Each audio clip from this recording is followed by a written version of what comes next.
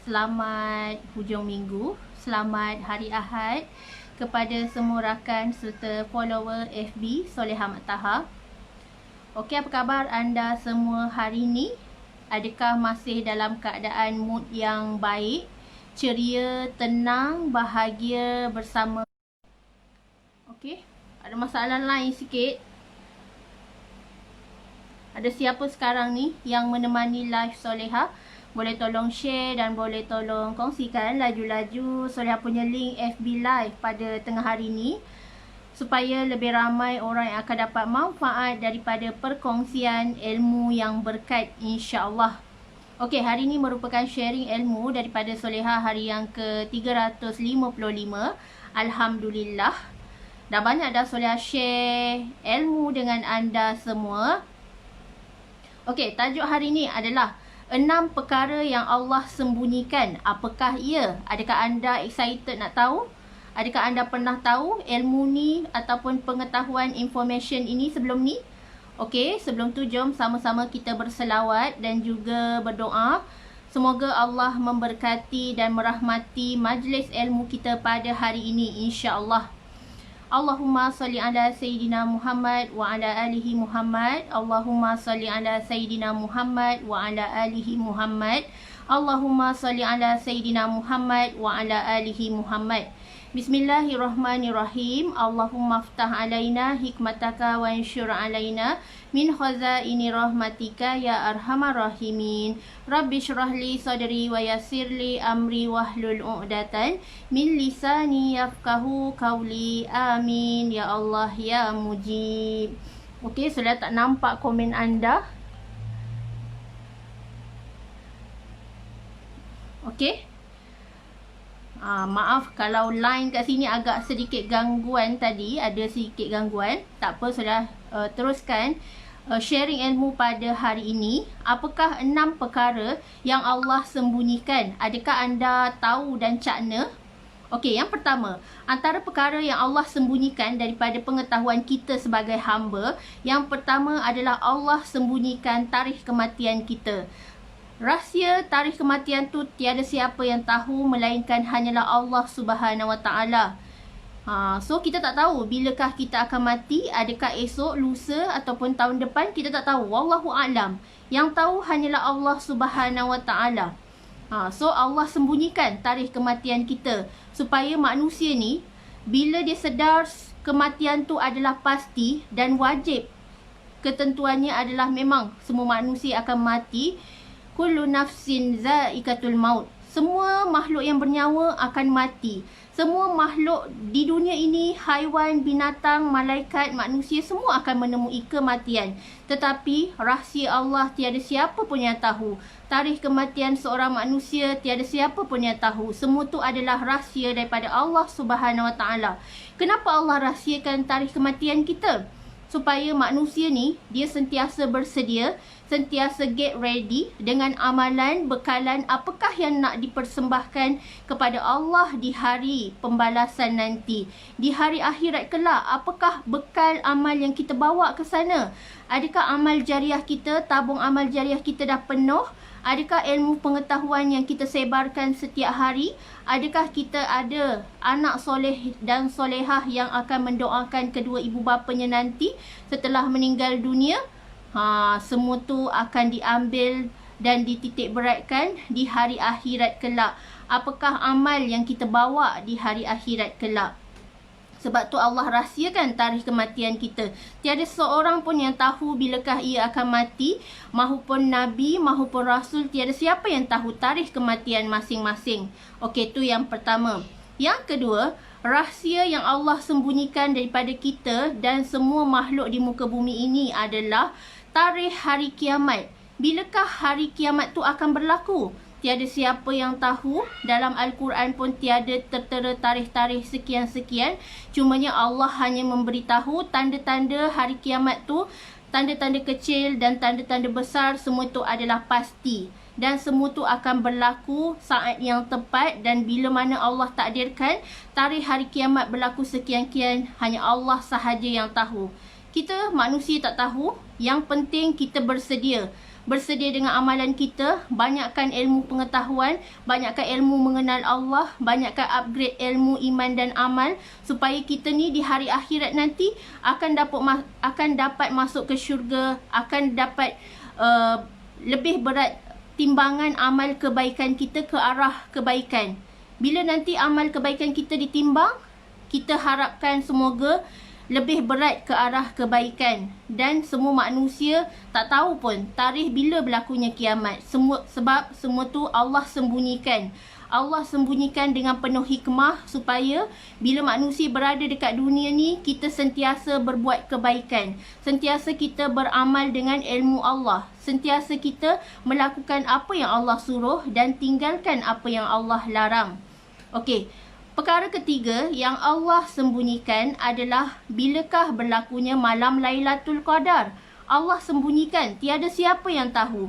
Tetapi mengikut jumhur ulama, mengikut khilaf pendapat ramai ulama, tarikh-tarikh malam Lailatul Qadar ni ada tanda-tandanya, seperti malam yang hening, seperti malam yang tiba-tiba kita terasa sunyi, berangin dan sebagainya. So ramai ulama memberi pendapat tanda-tanda malam Lailatul Qadar. So kita tak tahu, wallahu alam. Tarikh yang sebenar-benarnya hanyalah Allah sahaja yang tahu. Sebab tu kita bila tibanya bulan Ramadan, memang kita sentiasa, sebolehnya setiap hari kita nak berjaga setiap malam, sepertiga malam, nak melakukan qiyamul lail, nak tambah ibadah kita, nak upgrade ibadah kita, nak ganda-gandakan lagi sebab kita nak menemui malam Lailatul Qadar.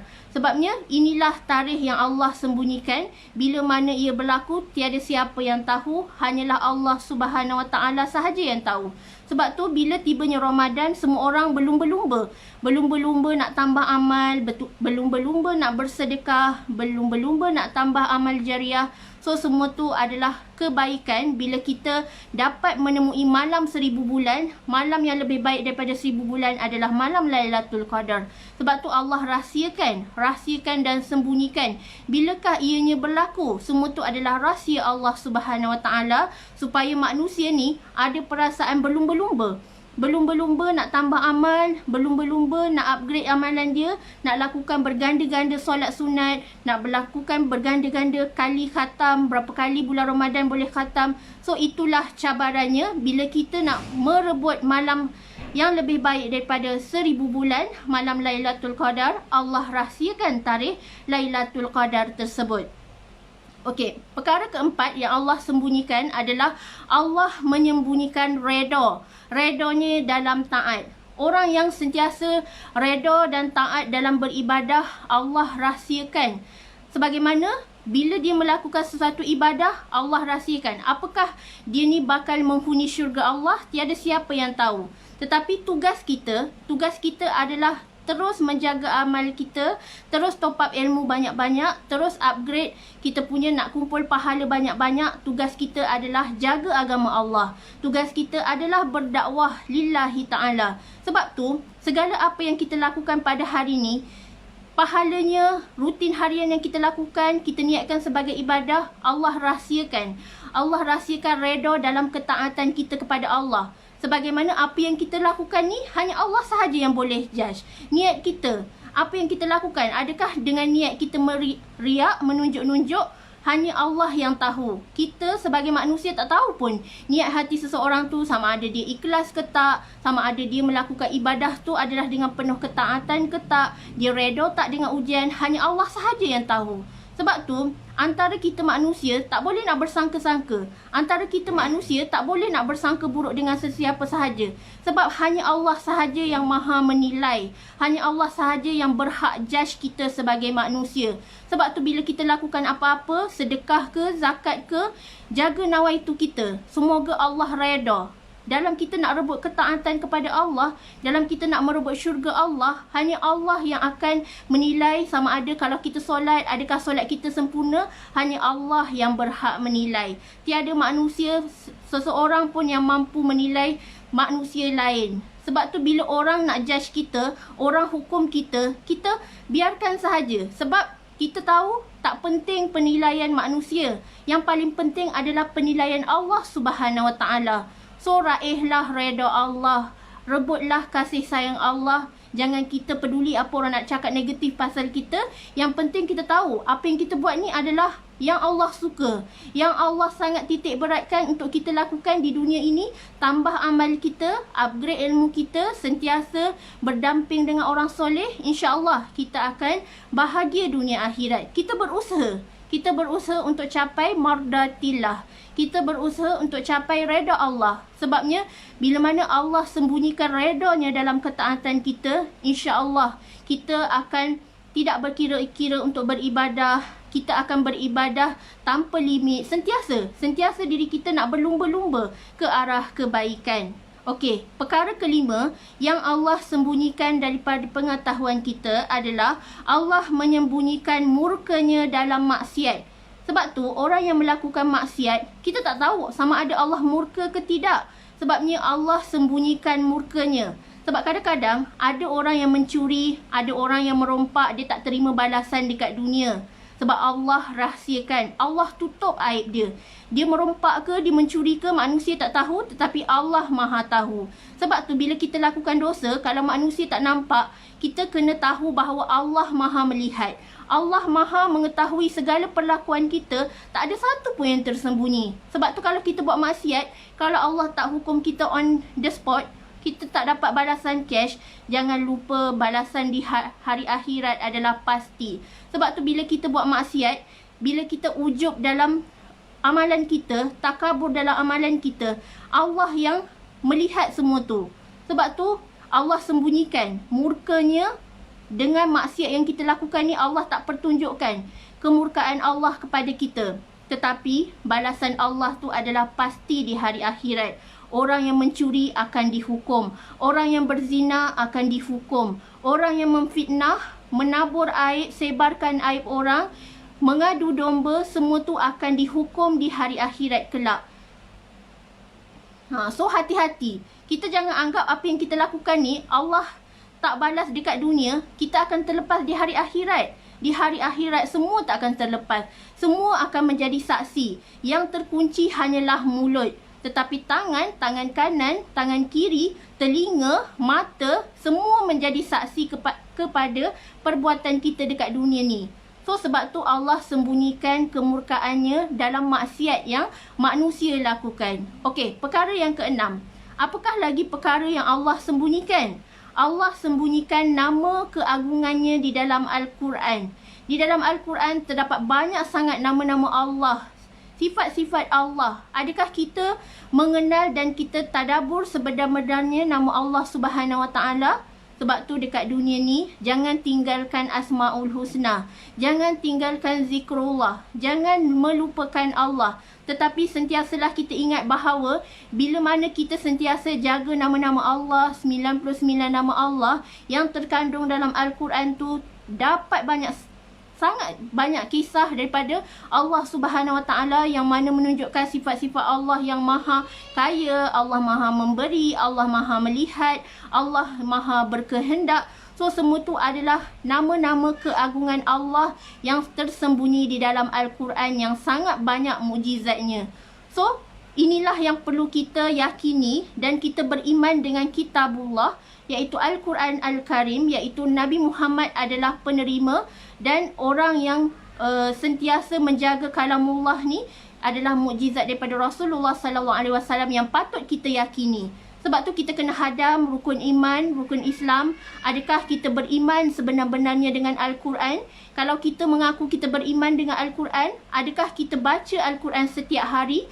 Kalau kita mengaku kita cinta Al-Quran, adakah kita berusaha untuk khatam Al-Quran walaupun setahun sekali, walaupun sebulan sekali, walaupun setahun 2 kali?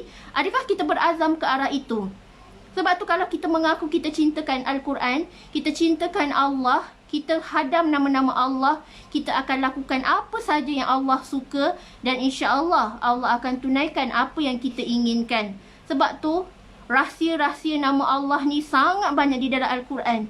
Kita tadabbur Al-Quran, seumur hidup kita pun belum tentu kita akan tahu semua ilmu dalam Al-Quran.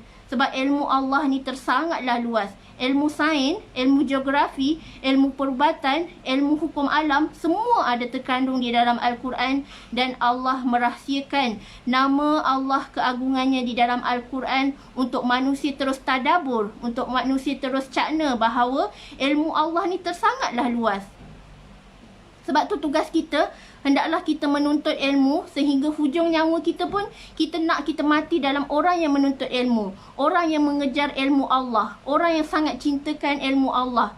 Itulah sebaik-baik hamba yang bertakwa dan beriman. Okey, adakah anda dapat banyak poin daripada perkongsian Solehah hari ini? 6 perkara yang Allah sembunyikan tu semuanya penuh hikmah, semua penuh dengan ibrah yang patut kita ambil peduli, yang kita patut cakna dalam kehidupan kita. Sebab kenapa Allah rahsiakan? Kenapa Allah sangat-sangat menitik beratkan untuk kita selalu beramal, untuk kita selalu top up ilmu, untuk kita selalu upgrade ilmu? Sebab kita ni semakin belajar, semakin banyak kita tak tahu sebenarnya. Macam ilmu yang Solehah share dengan anda petang ni. Adakah anda pernah dengar sebelum ni? Solehah percaya anda ramai yang tak pernah dengar. Sebab Solehah pun baru belajar. Solehah buat revision daripada kitab. Dan Alhamdulillah ilmu ni Solehah share dengan anda supaya kita sama-sama boleh mendapat manfaat daripada perkongsian ilmu yang berkat, insya-Allah. Okey. Terima kasih kerana sudi follow live Solehah pada petang ini. Solehah doakan agar anda semua kaya berjaya dunia akhirat.